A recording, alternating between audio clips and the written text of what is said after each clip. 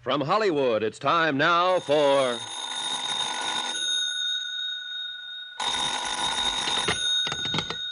Johnny Dollar. Randy Singer, Johnny. How you feeling? Thanks to you and having got me here, pretty good. Bellevue's a good hospital. I'll be released within the hour, so will Mike Flynn. And? I'm going down to the Glad Hand Rescue Mission to straighten out a few things with Daddy Bill. Sounds to me like it ought to be police business, Johnny. I'll be right over. No, let me handle this alone. You got your gun? You bet your sweet life I have. Johnny? I'll report to you later.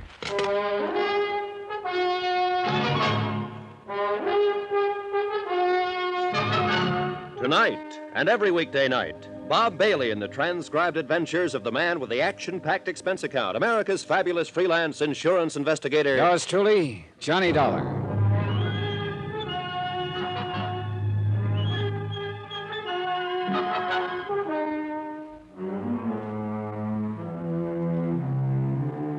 Expense account submitted by Special Investigator Johnny Dollar, location New York City, to the Lakeside Life and Casualty Company. Following is an accounting of expenditures incurred during my investigation of the Indestructible Mike Matter. Item 16, 190, cab fare for Mike Flynn and myself, Bellevue Hospital to the dingy Hotel Brakely. Both of us had our heads still swathed in bandages. With the help of the room clerk, I installed Mike in a small room on the 5th floor, with instructions to keep his door locked. In my own room, room 203, I picked up my .38 and donned the old clothes I'd bought. Item 17, 55 cents, taxi to the neighborhood of the Glad Hand Rescue Mission. For obvious reasons, I walked the last couple of blocks. When I got there, the big front assembly room was empty. So was the soup kitchen in the back of the place. I called Daddy Bill's name a couple of times and got no answer. And finally decided to wait for him in the little room back of the assembly hall that he used for an office. I still felt a little shaky from the blow on the head, so I didn't mind just sitting a while. But I left the door open a crack, and a few minutes later heard the street door open. It wasn't Daddy Bill, but I recognized him as a newcomer to the mission whom I'd seen on my first visit. He made directly for the little office. All ready, Daddy. Why, you ain't Daddy Bill, sir. No. Do you know where he is? Yeah, out shopping. At least that's where he said he was going. Didn't I see you in here the other day? Why, yes, sir. I guess you did. My name's Emery. I just read the rods in from Ohio. Boy, I had to. I got myself in a jam back at it. Yeah, I guess I just got me too much muscle. But they won't catch up with me here. Daddy Bill promised me that. Say, I should have known you wasn't him in here. Oh? Sure, he said he wouldn't be back for another hour. You plan to wait for him? Sure do. He promised me a job, with money on it. Enough money, he said, to get clear out of the country, and he'd help me do it. Doesn't it strike you funny, Bud, that a guy running a place like this would help you skip the country? Man, when you're like me and you get a helping hand, you just don't ask no questions. You see Mike? Mike Flynn? Yeah, he come back? No, why? Daddy Bill left me a package for him. For him or Johnny if they come back here.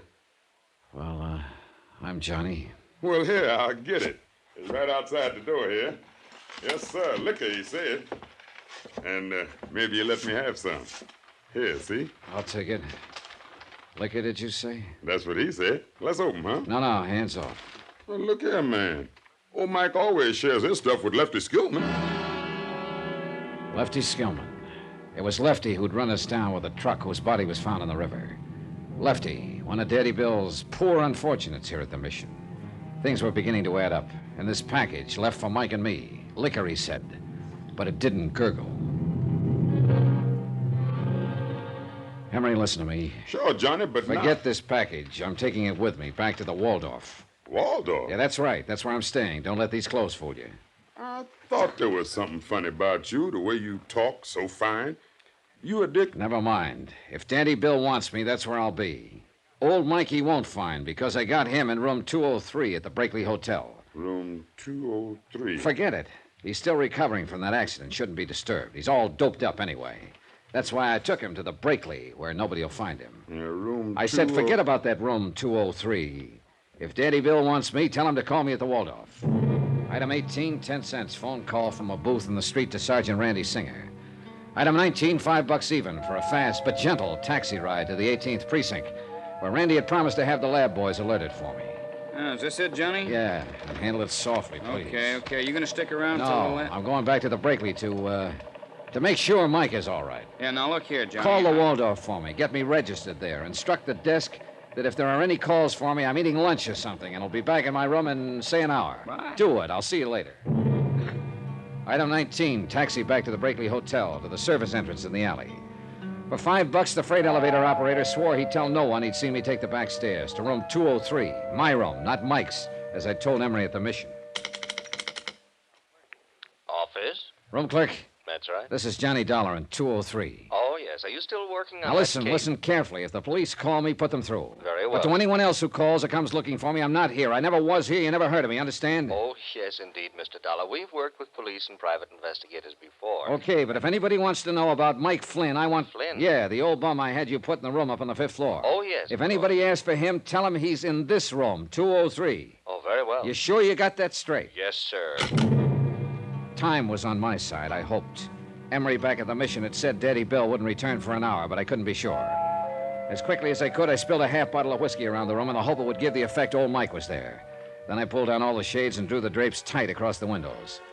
I turned down the bed and mussed up the covers so it would be ready for me.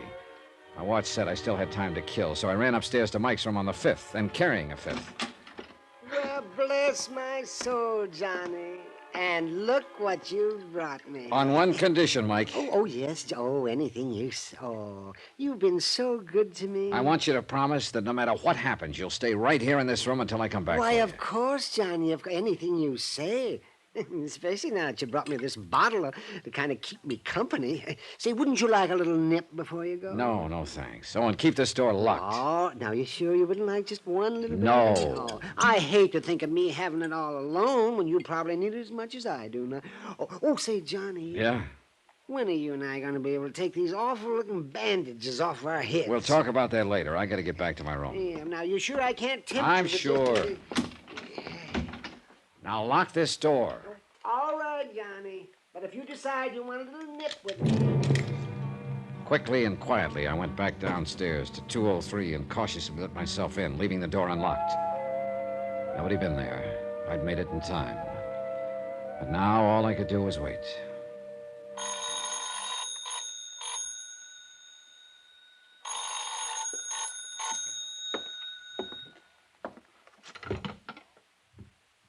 Hello? Johnny? Here, Andy. Better make it fast. Oh, what's the matter? What'd you call about? That pretty little package you dropped off for the lab lads? Yeah? You sure were right about it. A bomb, huh? If you or Mike had opened that package by now, you'd be spread all over the island in tiny little pieces. Look, Johnny, come on, let me in on it, huh? What are you up to down there? I'll tell you when it's all over. That is, if what I think is going to happen does happen. You sure you don't want some help? No, I think I can... Gotta go. I'd heard footsteps out in the hall. Quickly, I slid into the bed, leaving nothing but my heavily bandaged head showing. The footsteps passed. And then, far down the corridor, I heard a door open and close. I lay still and waited. And lying there thinking, I began to wonder if I'd been right in turning down Randy's offer of help. Yet how could he help with a... Footsteps again. And this time they stopped outside my door.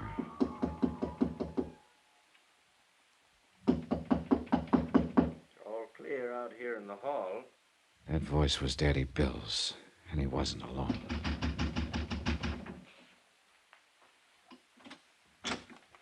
Mike?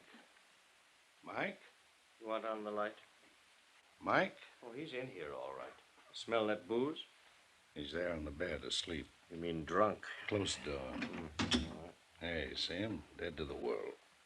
Are you sure this is going to be safe, Dutchie? Why do you suppose I took so long to case the joint? Yeah, but what about Dollar? I told you, Bill, at the Waldorf. You sure? You talked to him? No, he was in the coffee shop. Now, shut up, get this over with. Always we do the dirty work for you. All right, this one I'll do myself. Who's... Shut up. Johnny. Oh, Johnny. Wait a minute, that's Mike. Who's on that bed? Shut up. All right, Dollar. He can get up out of that bed and take it in the chest or lay there and get it in the back. All right, Cosgrave. Touchy. Both hands up high. Drop that gun. Sure. Johnny. Shut him up out there, Bill. Yeah, Daddy Bill. Quiet, Dollar. You'd better do something, Cosgrave. You'll have two witnesses. The man who always kept his skirts clean, huh? Quiet. Bill, let him in. We'll knock them both off, make it look like a fight between them. Something. No, wait, boss.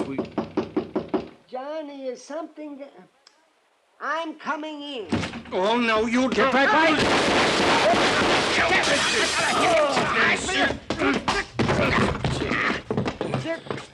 Hey. Randy. Hey, you're real rough, aren't you? Now, wait a minute there, Mike. Huh? Get up off his chest. I want to see what your dear friend Daddy Bill looks like. Oh, What'd you hit him with, anyway? oh dear. The poor bottle's all broken. Best thing could happen to you, Mike. Ah. So this is Dutchy Gordon, alias J. Wesley Cosgrave. He won't be for long. What? Well, what's that, Daddy Bill? You feeling better? He always hung it on somebody else. What are you talking about? Lefty, shorty, all of them. This one he'd have hung on me. Well, not this time. That gun! Look out! Thanks! Put it down! Randy? Cosgrave, dead as a doornail. And when Daddy Bill comes to after that sock on the chin, you can tell him he's cooked his own goose. My.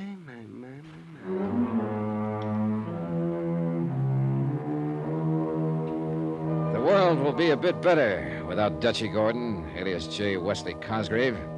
And, of course, the courts will take care of Daddy Bill Larkin. Plenty. Mike? Indestructible Mike? Well, he'll probably outlive the rest of us. I hope I can get down to see him now and then.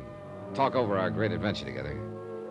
Expense account total, $1,126.50, which is a lot less than the $50,000 you might have had to pay off on Mike. Yours truly, Johnny Dollar.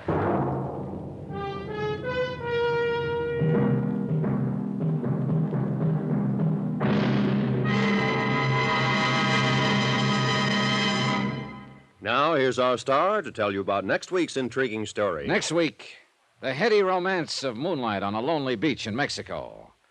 Moonlight from a killer's moon. Join us, won't you? Yours truly, Johnny Dollar.